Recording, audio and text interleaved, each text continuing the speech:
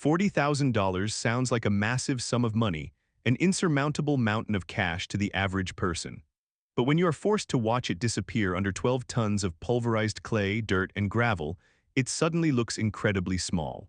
There is a distinct, unforgettable sound that occurs when heavy machinery dumps a load of raw earth onto imported, azure blue Italian glass tiles. It is a crunching, grinding noise that echoes through a suburban backyard like the crushing of a very expensive, very arrogant dream. I know this sound intimately. I hear it in my head whenever I need a reason to smile. People often talk about karma as some mystical force that eventually balances the scales of the universe. But sometimes karma doesn't have a timeline of its own. Sometimes karma requires a little bit of legwork, a deep dive into municipal zoning codes, and a neighbor who is too incredibly smug for his own good. My mother, Una, is the kind of woman who apologizes to furniture when she bumps into it.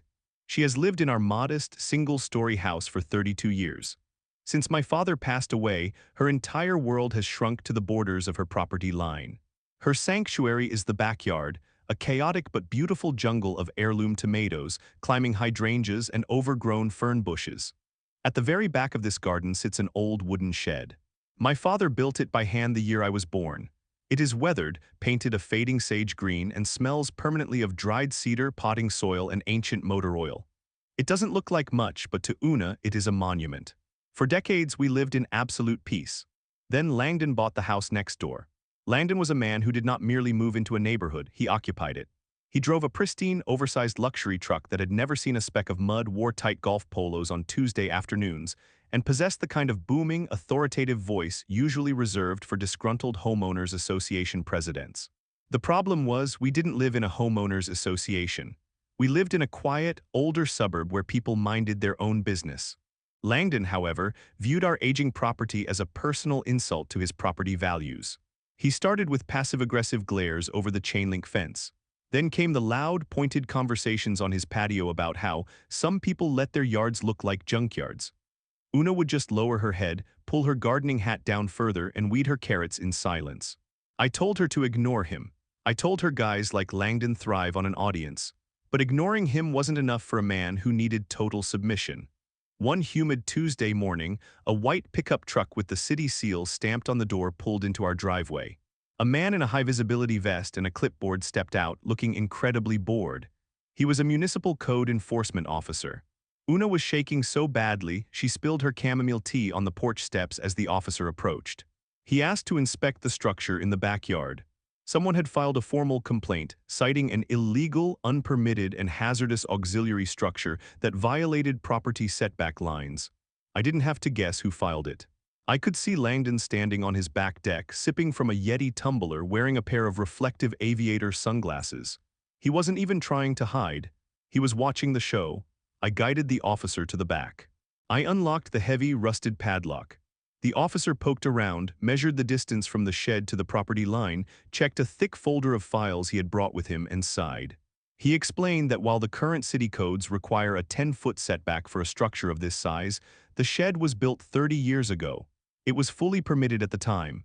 It was entirely grandfathered in. Not a single violation existed. The officer scribbled a note on his clipboard, handed me a copy of the clearance, and walked back to his truck without another word. I turned to look at Langdon. He didn't look defeated. He looked amused. He raised his tumbler a few inches in my direction, a slow, mocking salute. In his mind, he hadn't lost. He had forced the city to our doorstep. He had terrified an old woman. He had exerted his power, and to men like him, the fear was the victory. Una didn't sleep that night. I could hear her pacing the hallway, terrified that she was going to lose the last physical piece of my father's handiwork. That was the exact moment I decided Langdon needed a hobby. Or rather, he needed a lesson in the dangers of throwing stones when you live in a glass house. Or a house with a brand new $40,000 custom pool. You see, for the past 2 months, Langdon's backyard had been a noisy, diesel-choked construction zone. He was having a massive in-ground gunite pool installed. It was a grotesque monument to his ego, featuring travertine stone coping, a cascading waterfall, and a faux stone lion's head that spit a continuous stream of water. The sheer scale of the excavation had shaken the pictures off our living room walls. I am not an engineer, but I am exceptionally good at reading fine print. After the city inspector left our property, I sat down at my computer, brewed a massive pot of dark roast coffee, and logged onto the county's public geographic information system. The GEES mapping portal is a beautiful, labyrinthine database of property lines, tax assessments, and most importantly, utility easements. I pulled up Langdon's address. I overlaid the satellite imagery with the municipal infrastructure maps. I cross-referenced the property stakes I could see from my ladder against the official county plat map. I zoomed in, I enhanced the layers. And then at 2:14 in the morning, the glow of the monitor illuminating my grin, I found it. Running directly parallel to our shared fence line, slicing straight through the back third of Langdon's property, was a thick, dashed blue line. It was a major municipal stormwater drainage easement.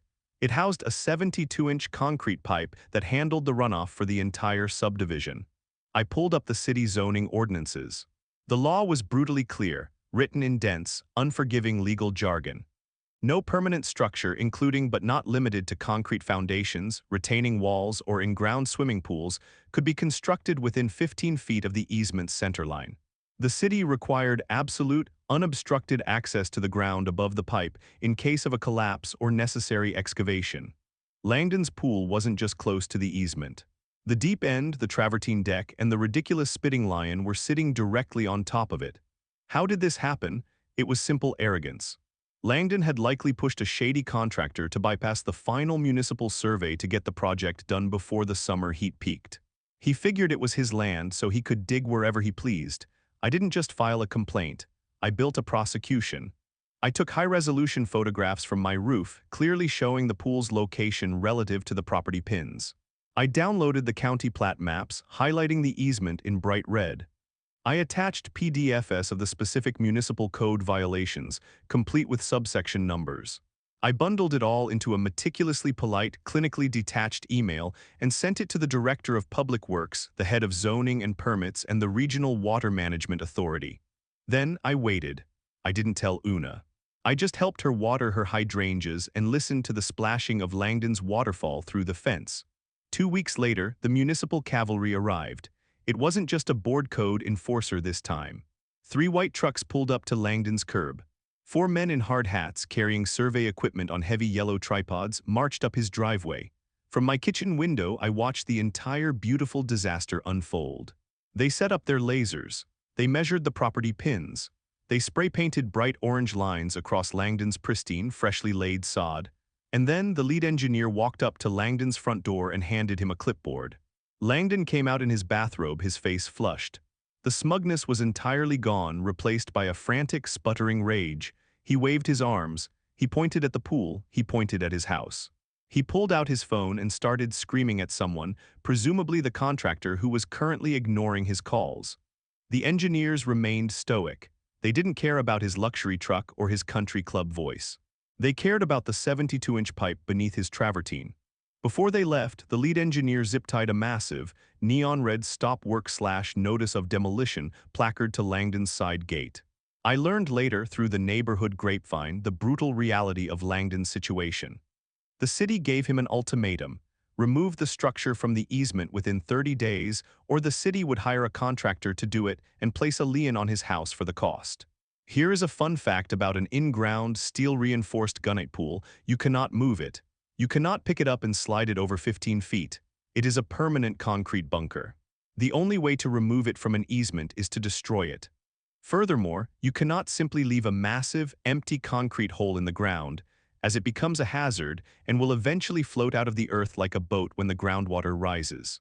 The bottom has to be jackhammered to pieces to allow for drainage, and the entire cavern must be filled, compacted, and leveled.